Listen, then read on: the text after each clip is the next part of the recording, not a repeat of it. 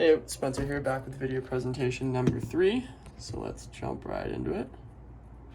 Alrighty, in this problem set, we are asked to calculate the power the pump delivers to the water. This is our pump right here. Just went ahead and saved some time, wrote down all of our known values over here just from the problem itself. From that, we got that the diameter is 8 inches, converting that to feet, it's just going to be 8 over 12 feet. The flow rate of the water is 360 feet cubed per minute. Converting that to feet cubed per second is going to give us 6 feet cubed per second. Our Z1 value is going to be 100 feet, our Z2 is 225. Our row of water is at 1.94 slugs per foot cubed, and our length is 1,500 feet. All right. So first things first, we're going to write down the equation for power just as a baseline. So the power of the pump gives us P is equal to rho GQ, and then our head loss value of the pump. Alrighty, and in order to find this power of the pump, we need this head loss value right here, and to find that head loss value, we're going to be using a modified Bernoulli's equation, so we can just write that down to start.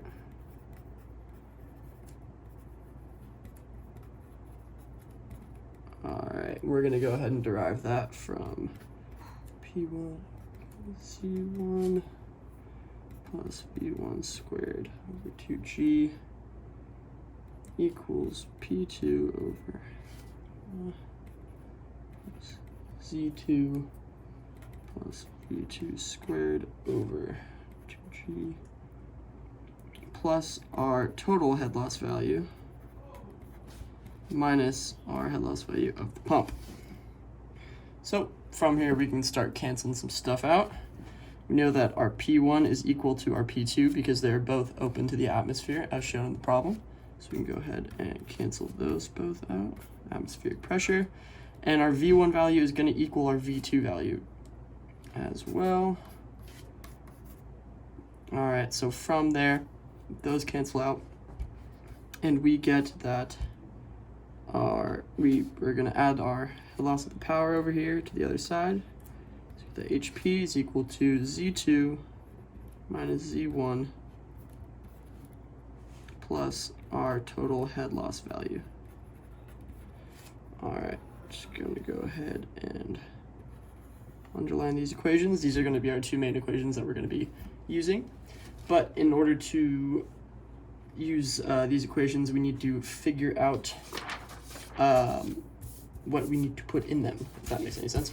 So we need to find the velocity in order to get our Reynolds number, in order to get so we can look at the Moody chart and get our friction factor, blah, blah, blah. So we can just jump right into that and go through step by step what to do.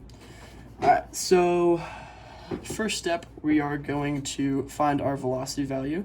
And to do so, we're going to use the equation velocity equals our flow rate over the area.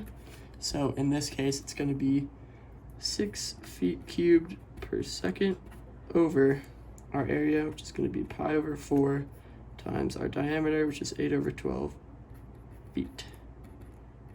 That gives us a velocity of 17.19 feet per second.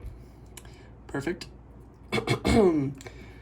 After that, we are going to look at the tables in our textbook to find that our U value or kinetic velocity of water is going to be equal to 1.21 times 10 to the negative 5th feet squared per second. Alrighty, and also looking at the table value, we're going to get that our relative roughness of our, what is this made out of? Of our pipe, oh, cast iron down here. So the relative roughness of just the roughness value of the cast iron pipe, threaded cast iron pipe, is going to be 0.00085. And we just get these two values right here from the tables in our textbook. that we've gone over. All right, so from there, we're going to use all of these 3 variables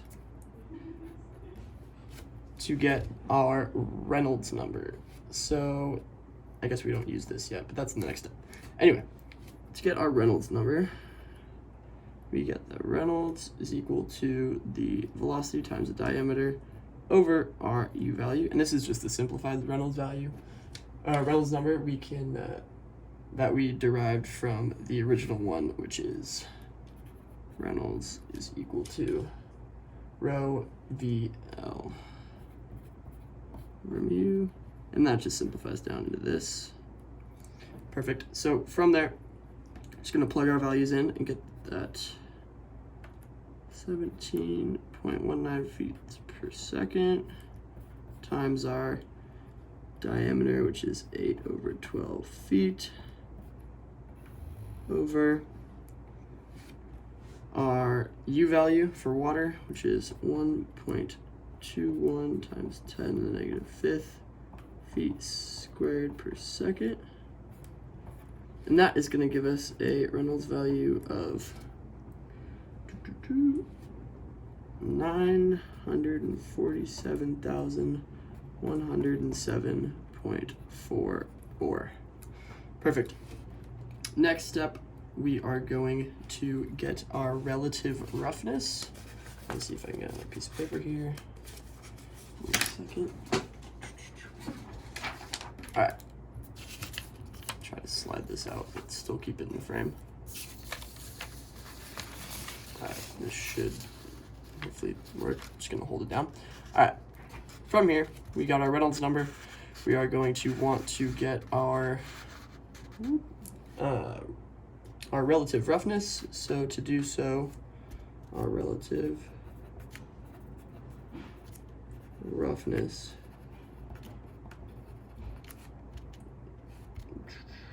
is going to equal our E over D. So that's going to give us a 0.00085 over our diameter, which is 8 over 12 feet. That's going to give us a relative roughness of roughly 0.001275.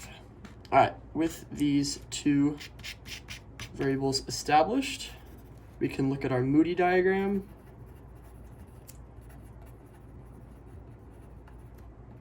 To determine that our friction factor for this problem is going to equal 0.021. Perfect. Moving on from the friction factor. Alright, I'm just gonna go ahead and move this out of the way. It's gonna make things a lot easier. Alright, moving on from our friction factor, we are going to establish our major head loss. To do so, hold up, major head loss. All right, to do so, we have our equation that the head loss is equal to friction factor times the length over diameter times our velocity squared over 2g. Just plugging values in here. We're going to get that our major head loss is going to equal 0.021, which is our friction factor, times the length, which is 1,500 feet, over our diameter, 8 over 12 feet, times our velocity squared, so 17.19 feet squared over, sorry, this is a lot of parentheses, times 2 times force of gravity, which is 32.2 feet per second squared. All right, that gives us a head loss value of approximately 216.7 feet. Alrighty, so that's just the head loss for the major head loss. Now we need to find the minor head losses. Alrighty, to do so, minor head loss, we need to look at our initial problem and determine what we have losses for. So we're gonna have loss for the entrance and the exit of the pump, and then the entrance and the exit of the pipe, and our two bends right here and right here. And so we're gonna have loss for those because when the water comes spewing in here, it hits this corner, loses velocity, and does the same thing at that one. Has to gain velocity and then loses it again going up. So that's why we have to calculate the losses. So according to our equations, head loss for minor is going to equal our KL value times V squared over 2G. All right, in our case, for the entrance, KL entrance value is going to be equal to 0.5. KL for the exit is going to be equal to 1. And the KL for the 90-degree bend is going to be equal to 1.5. And since we have two bends, I'm just going to write a 2 times multiplier right there. All right, we can just get these values from, I believe it's table 8.2 in our textbook. Not too hard to look up. Alrighty, using these 3 things, we're gonna go ahead and plug in, find our head loss, or minor head loss. Alrighty, so our head loss minor is gonna be equal to 0.5 times our 17, actually, I'm just gonna go ahead and simplify this down. 0.5 times V squared over 2G plus R1 times V squared over 2G plus finally 2 times 1.5 times V squared over 2G. Alrighty, that's going to give us a total of 4.5 V squared over 2G. We plug our values in, it's 4.5 times 17.19 feet squared over 2 times 32.2 feet per second squared. And that gives us our head loss minor total to be 20.65 feet. Alrighty. Just gonna put an end there. Alright, to find our total head loss is gonna be head loss total equal to our first head loss value that we got up here plus our head loss minor.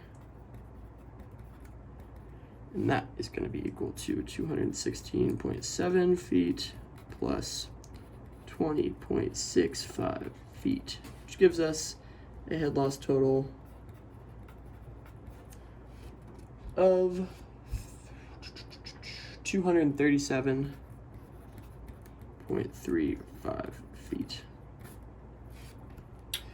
Alrighty, now I believe we have everything for our modified Bernoulli's equation right here, so we can go ahead and start plugging things in.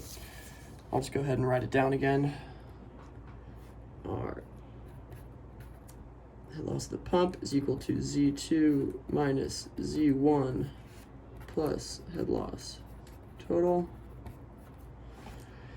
All right, plugging things in, we're gonna get that is equal to 225 minus 100 feet plus our head loss total, which is 237.35 feet, and that gives us a total HP value